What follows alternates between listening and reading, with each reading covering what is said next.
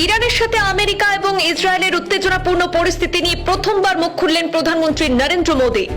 মধ্যপ্রাচ্যের বর্তমান পরিস্থিতিতে শান্তি ও সৌহার্দ্যের বার্তা দিয়েছেন ভারতের প্রধানমন্ত্রী। গভীর উদ্বেগ প্রকাশ করে প্রধানমন্ত্রী শান্তিপূর্ণ আলোচনার আহ্বান জানিয়েছেন বলে দেশবাসীকে আশ্বস্ত করেছেন। উত্তেজনাপূর্ণ পরিস্থিতির আলোচনা এবং কূটনীতির মাধ্যমে সমাধান করা উচিত, ভারত সেই পথকেই সমর্থন করে বললেন প্রধানমন্ত্রী। অস্থির অঞ্চলে আটকে পড়া নাগরিকদের সুরক্ষা নিশ্চিত করতে নয়াদিল্লির তৎপরতা অব্যাহত আছে বলে জানিয়েছেন প্রধানমন্ত্রী মোদী। ভারতীয় নাগরিকদের নিরাপত্তা নিশ্চিত করতে সব দেশের সঙ্গে যোগাযোগ চালিয়ে যাচ্ছে, দেশবাসীকে ভরসার বার্তা দিয়েছেন প্রধানমন্ত্রী। ইরানের সাথে ইসরায়েল এবং আমেরিকার উত্তেজনাপূর্ণ পরিস্থিতির প্রেক্ষাপটে ভারত শান্তি ও আলোচনার আহ্বান জানাচ্ছে। আজ সোমবার প্রধানমন্ত্রী নরেন্দ্র মোদী এমনটাই উল্লেখ করেছেন। আজ প্রধানমন্ত্রী নরেন্দ্র মোদী বলেছেন, বিশ্বে বিভিন্ন উত্তেজনাপূর্ণ পরিস্থিতির আবহে ভারতের অবস্থান সর্বদাই শান্তির পক্ষে এবং কূটনীতি নির্ভর। মধ্যপ্রাচ্যে ক্রমবর্ধমান পরিস্থিতি নিয়ে গভীর উদ্বেগ প্রকাশ করে মোদী বলেন, বিশ্বে এই মুহূর্তে চলা উত্তেজনা নিয়ে ভারতের অবস্থান স্পষ্ট। আমরা সবসময় শান্তি এবং স্থিতিশীলতা বজায় রাখার আহ্বান জানিয়েছি। যখন দুই গণতান্ত্রিক দেশ একসঙ্গে দাঁড়ায় তখন শান্তির পক্ষে কণ্ঠ আরো শক্তিশালী হয়। প্রধানমন্ত্রী বর্তমানে পশ্চিম এশিয়ার পরিস্থিতিকে গুরুতর উদ্বেগের বিষয় হিসেবে উল্লেখ করে জোর দিয়ে বলেন, সব ধরনের আলোচনা এবং কূটনীতির মাধ্যমে সমাধান করা উচিত, ভারত সেই পথকেই সমর্থন করে।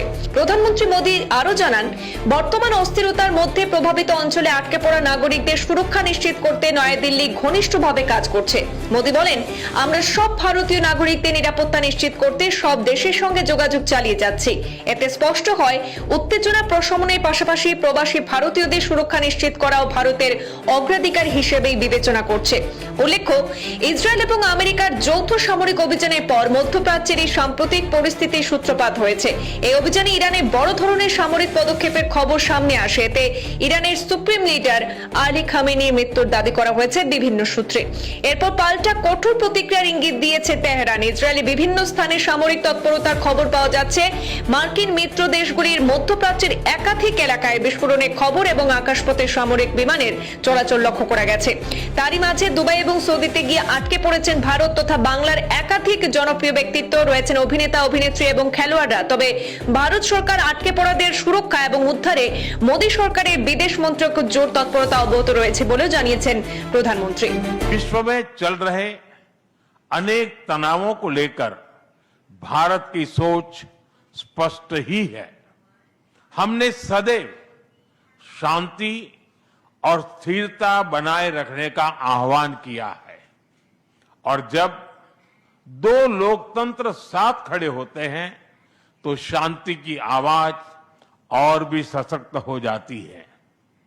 पश्चिम एशिया की वर्तमान स्थिति हमारे लिए गहरी चिंता का विषय है।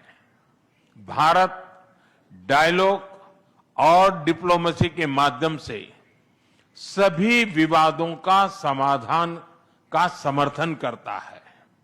इस क्षेत्र में मौजूद सभी भारतीय नागरिकों की सुरक्षा के लिए हम सभी देशों के साथ मिलकर काम करते रहेंगे।